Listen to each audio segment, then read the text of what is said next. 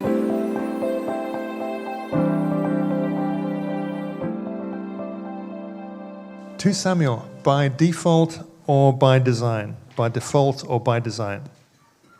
So last year we did 1 Samuel, and so we looked at the story of David and Saul, and if you remember, that came out of that series. You saw David as the real hero of the story. 2 Samuel, not so much. And really, that's what we're going to look at this time. Is the kind of the way that this flawed character of David works its way out. He's a guy who, in the event we're going to look at today, displays just something that really twists his life, the consequences of his ministry, the consequences of his reign. And so this is quite an important week. If I get this right, the rest of the preaching series goes all right. Otherwise, they'll pick up the pieces for me if it goes badly. The following preachers. Because really, this week is looking at the consequences of not making good choices. And that's going to resonate with some of you. Some of you are going to look back in your lives and you're going to think, yeah, I didn't quite go according to plan. And I can possibly trace it back. Sometimes you can trace it back to one day. You woke up that day and you didn't realize it was an exam day. You didn't realize that everything was going to be on the line that day. And the choices that you made on that day have had consequences going on. I want you to know that God has something for you this morning. There is good news here for you. So this story of David and Bathsheba may be news to you. You may have never heard this story before. I'm going to read the whole chapter, and I think that's going to be worthwhile. We're in 2 Samuel chapter 11.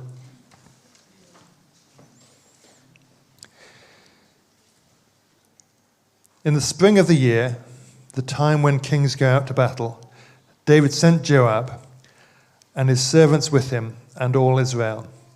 And they ravaged the Ammonites and besieged Rabbah. But David remained at Jerusalem. It happened late one afternoon when David arose from his couch and was walking on the roof of the king's house, that he saw from the roof a woman bathing, and the woman was very beautiful. And David sent and inquired about the woman. And one said, "Is it not Bathsheba, the daughter of Eliam, the wife of Uriah the Hittite?" So David sent messengers and took her, and she came to him, and he lay with her. Now she had been purifying herself from her uncleanness. Then she returned to her house, and the woman conceived, and she sent and told David, "I am pregnant." So David sent word to Joab, "Send me Uriah the Hittite." And Joab sent Uriah to David. When Uriah came to him, David asked how Joab was doing, and how the people were doing, and how the war was going. And David said to Uriah, "Go down to your house and wash your feet." And Uriah went out of the king's house, and there followed him a present from the king. But Uriah slept at the door of the king's house with all the servants of his lord, and did not go down to his house. When they told David, Uriah did not go down to his house. David said to Uriah, "Have you not come from a journey? Why do you not go down to your house?" Uriah said to David, "The ark and Israel and Judah dwell in booths, and my lord Joab and the servants of my lord are camping in the open field. Shall I then go to my house to eat and drink and to lie with my wife? As you live and as your soul lives, I will not do this thing." And David said to Uriah, "Remain here today also, and tomorrow I'll send you back." So Uriah remained in Jerusalem that day and the next. And David invited him, and he ate in his presence and drank, so that he made him drunk. And in the evening he went out to lie on his couch with the servants of his lord, but he did not go down to his house. In the morning David wrote a letter to Joab and sent it by the hand of Uriah. In the letter he wrote, Set Uriah at the front of the hardest fighting, and draw back from him, that he may be struck down and die. And as Joab was besieging the city, he assigned Uriah to the place where he knew there were valiant men. And the men of the city came out and fought with Joab. And some of the servants of David among the people fell. Uriah the Hittite also died. Then Joab sent and told David all the news about the fighting. And he instructed the messenger, when you have finished telling all the news about the fighting to the king, then if the king's anger rises and he says to you, why did you go so near the city to fight? Did you not know they would shoot from the wall? Who killed Abimelech, the son of Jerubbesheth? Did not a woman cast an upper millstone on him from the wall, so that he died at Thebez? Why did you go so near the wall? Then you shall say, your servant Uriah the Hittite is dead also. So the messenger went and came and told David all that Joab had sent him to tell. The messenger said to David, the men gained an advantage over us and came out against us in the field, but we drove them back to the entrance of the gate. Then the archers shot at your servants from the wall. Some of the king's servants are dead, and your servant Uriah the Hittite is dead also. David said to the messenger, thus you shall say to Joab, do not let this matter displease you. For the sword devours now one and now another. Strengthen your attack against the city and overthrow it, and encourage him. When the wife of Uriah heard that Uriah, her husband, was dead, she lamented over her husband. And when the mourning was over, David sent and brought her to his house, and she became his wife and bore him a son. But the thing that David had done displeased the Lord.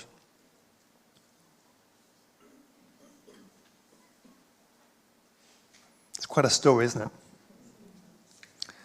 It's a crucial story in the process. And I'd like you to imagine, if you will, that David has come to see me to tell this story from his perspective. David in this chair, and this is me. We're going to transfer the centuries between us. David's a guy in the church, and he's arranged to come and see me. Imagine the scene. Hi, David. How are you? Coffee? It seems like an urgent thing you want to tell me about. How's that? How's Michael?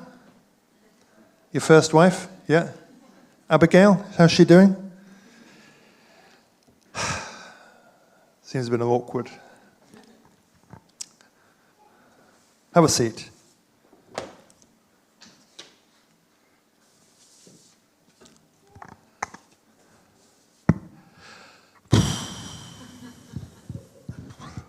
Well, it's been let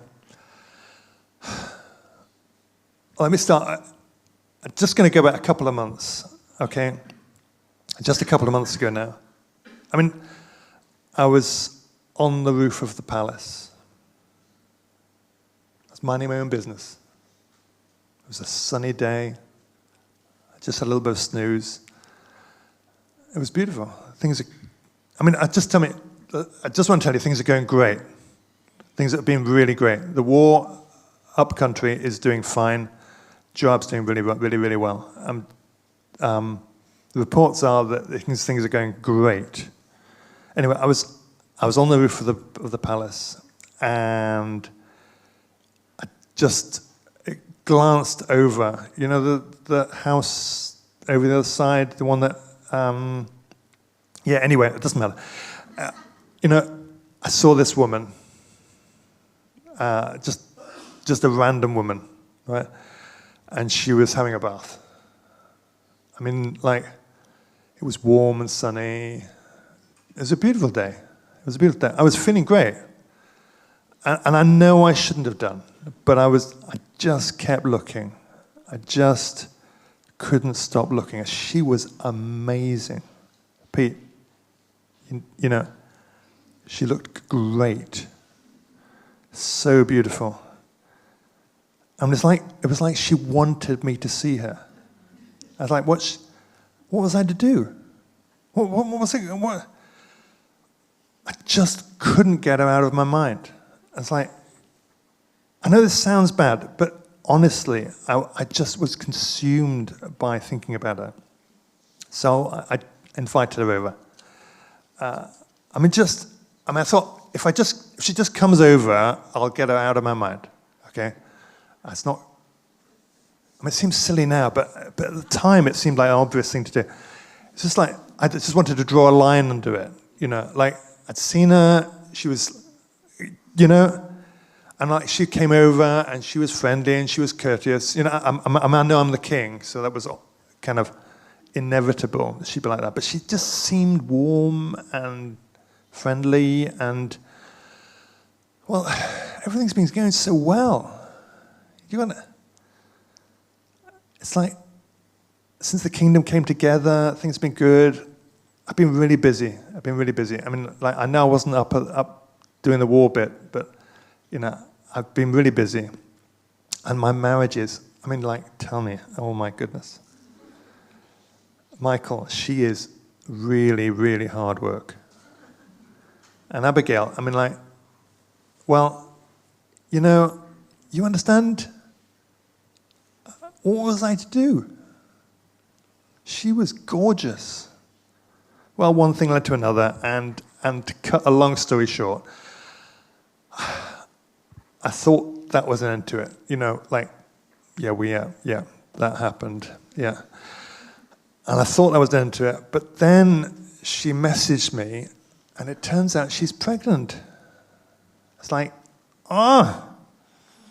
So I had her husband brought home from the war. Did I mention she had a husband? No. Well, she's married. Yeah.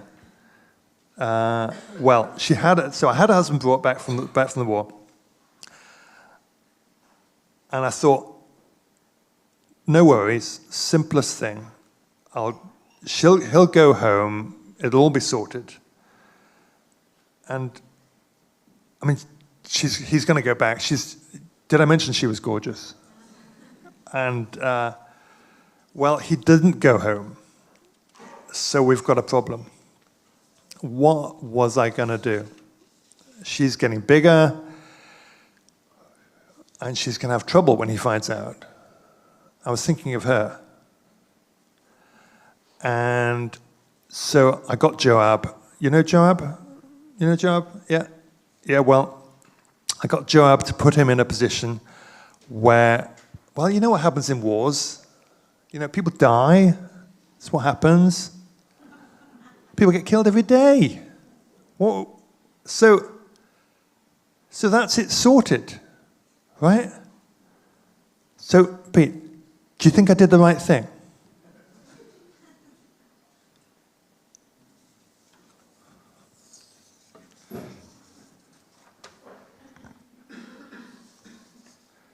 What would you say? David comes to you with this story, or a David from the 21st century comes to you with a similar story. He thinks he's sorted the problem out. It's a problem he created, and he thinks he's sorted it. What would you say? Let's do a little bit of background on this. I want you to do that because I want you to hear it from David's perspective, because it's the way a lot of men think.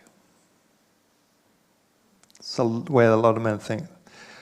To give you a little background to this, Bathsheba is not some random woman.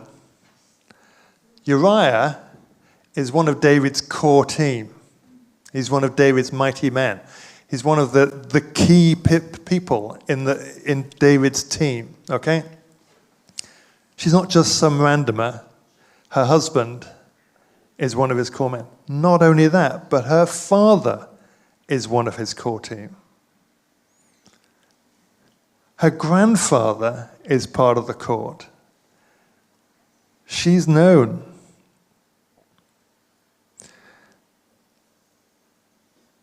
And he rapes her. It's been a fair amount of debate about this over the last couple of years in the theological spheres. What's going on here? Is it consensual? Did she want it? Was she asking for it? I want to tell you here and now, no. This was rape. The power imbalance of these two figures is so extreme. This is emotional, physical, spiritual abuse. She has no power over him. What the consequences of her refusing in any way for her are extreme. The pressure that she's under, her husband is one of his guys. Her father is one of his guys. He's the king. She has no power in this process. And it's followed by murder. So rape and murder. And this is the King of Israel. A man after God's own heart, the singer of Israel's songs, the writer of the Psalms. The man who has been so passionate for God, so passionate for the righteousness and truth. And you see the story in 1 Samuel of how, as Saul's kingdom and his position crumbles, the right standing of David is so exemplary. And yet here is a man who rapes and murders. It is shocking. And there are huge consequences. And those are the consequences that we're going to go through in this preaching series. First of all, he loses the son of this relationship. And then this rape works its way out in a bigger sense of another son of his. Amnon rapes his sister. Absalom rebels.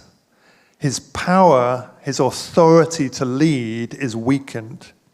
Joab, the commander of his army, becomes unmanageable. Joab's quite a thug. And he's now got this on David. And even Solomon, when you read Solomon's story, this thing works its way down through the generations. This one day, this one act, this moment of standing on the roof and looking over and seeing this woman and allowing it to take root in his life. He allows it to destroy what could be. So, rape and murder. Cancel? Do we cancel him? In our day, is this his moment on the front page of the Daily Mail? Is this his moment on the tweet that killed his career? Is this what's going to happen for him? Is this what happens for you? Is this a life that you look back, actually, I never amounted to anything? Now, yes, there were consequences, and we'll come back to them. But is this the end of the story for David? Does God write you off? Well, in the incredible grace of God,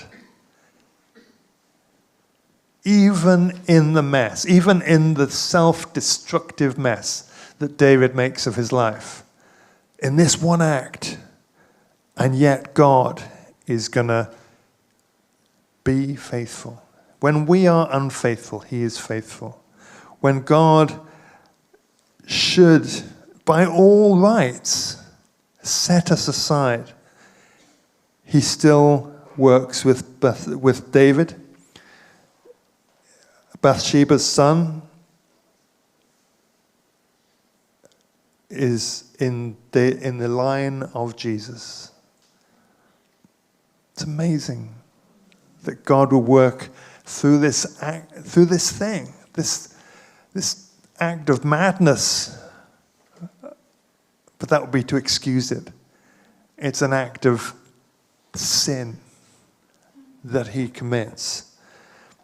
And yet God is going to work it out for good things. Part of that is because of David's response to it. I'm going to read you Psalm 51. Because unusually in these things, we actually have the internal monologue that goes on after this, and the way that David responds to it. And if you look back on your life and you're thinking, you know what, there are times when I have been there. There are things that I have done that I consider to be so bad that if anybody was to know that I'd done them, that would be everything over for me. That there's nothing I can do to undo that. Well, there is only one place to go, and that is to throw yourself on the mercy of God. This is David's psalm, written, Psalm 51, to the choirmaster, Psalm of David, when Nathan the prophet went to him after he had gone into Bathsheba. Have mercy on me, O God, according to your steadfast love, according to your abundant mercy. He's not saying, like I had him in the interview there. This interview is pre-Nathan. It's before Nathan has come and confronted him with his sin. He's not trying to justify himself. He's saying, I've got nothing, but according to your steadfast love, according to your abundant mercy, blot out my transgressions. Wash me thoroughly from my iniquity and cleanse me from my sin. For I know my transgressions, and my sin is ever before me. Against you, you only have I sinned. You might say, well, Uriah, Bathsheba. But actually the facts are that every sin is a sin against God. Yeah, there were consequences, and there were ways in which we trample on the lives of other human beings, but ultimately the one we have offended is God. Against you and you only have I sinned and done what is evil in your sight, so that you may be justified in your words and blameless in your judgment. Behold, I was brought forth in iniquity, and in sin did my mother conceive me. Behold, you delight in truth in the inward being, and teach me wisdom in the secret heart. Basically, we don't bring anything good to the table. These things that we do just reveal the rottenness within. Sometimes we manage to cover it up. Sometimes we go for a long time covering things up. But fundamentally, we need a change of heart. We need God to do something deep within us and change us from within. And we know that. For years, we can cover things up. For years, we can avoid things. But then, there's a woman having a bath on a roof. And suddenly, things are not what they were. Things are changed. What we need is God to change something inside us, to change it. So that moment, because every day is an exam day. Every day is a day when your character and your choices are going to get tested.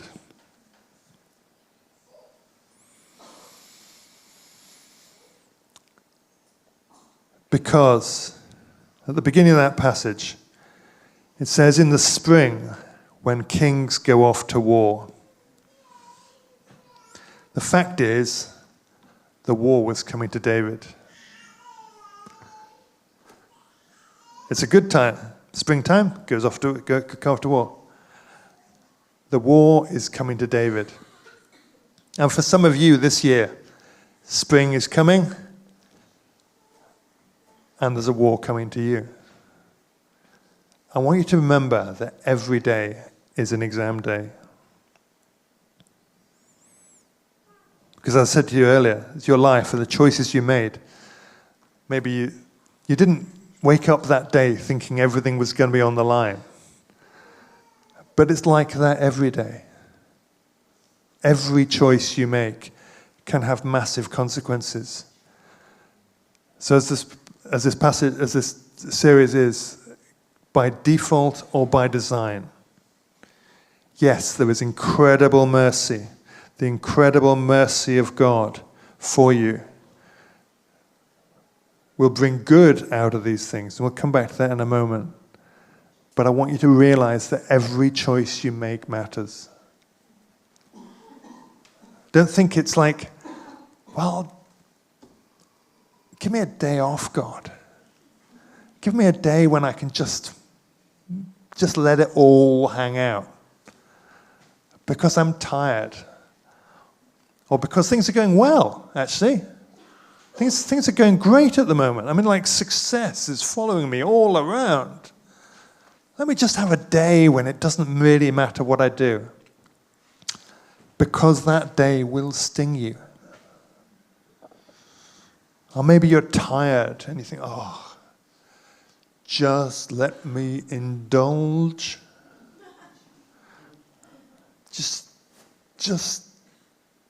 I mean, yeah, I've been like this since I was like forever. Just let me just do that. God, can you sort things out afterwards? Well, yes, God will sort things out afterwards, but as we're going to see, there are consequences of choices you make. And I know this is tough. And I know you'd like me to say, well, no, it doesn't really matter. It doesn't really matter. But it does. Every day is an exam day. Every day is an exam day. But the amazing thing is the gospel works for you. Even when we've messed up, even when we have completely screwed up, God is at work. Just as Kelly said earlier on, the goodness of God goes on despite our failure. Is the band back up here? Yes. Because the gospel says that life works in death. Your biggest failures, the thing, even that if they're going to come out, you're just hoping they're never going to come out. Or maybe the failures that are just so apparent to everybody that people think, oh, well, okay, nothing good can come from that place. And you think you've written yourself off.